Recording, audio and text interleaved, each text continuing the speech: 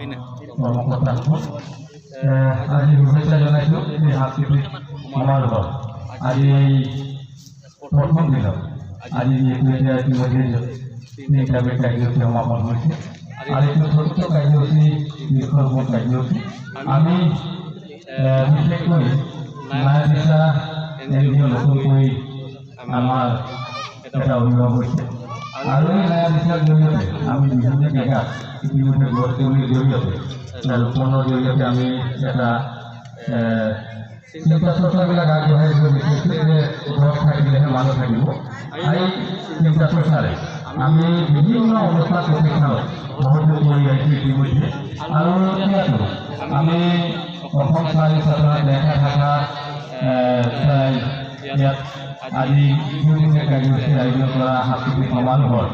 এই অনুষ্ঠানটোত আমি নায়াৰ দিশাৰ হৈ আমি এটা অকণমান মাত্ৰ কেইটামান গছ পুলি আগবঢ়াই আমি ভাবিছোঁ যে মানুহৰ মাজত এটা মেছেজ দিব বিচাৰিছোঁ যে গছ থাকিলেহে মানুহ থাকিব গতিকে আপোনালোকে গছৰ প্ৰতি এটা শ্ৰদ্ধাভাৱ জনাব লাগিব আৰু সেইকাৰণে গছ পুলি ৰোপণেৰে আমি আমাৰ অসমখনক সেউজ অসমখনক আমি সুন্দৰভাৱে সজাই তুলিব পাৰোঁ তাৰে কামনা কৰিছোঁ আৰু এই যোগদানখন প্ৰদান কৰাৰ কাৰণে অসম চাহিদা ছাত্ৰসংঘে দেখা মেলাত প্ৰত্যেকজন কৰ্মকৰ্তা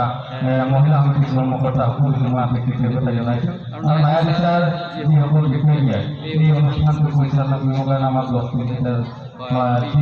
সহযোগিতা আগবঢ়ালে মই তেখেতসকলকো আমি কৃতজ্ঞতা জনাই মোৰ বক্তব্য ইমানতে সামৰণি মাৰিছোঁ। ধন্যবাদ।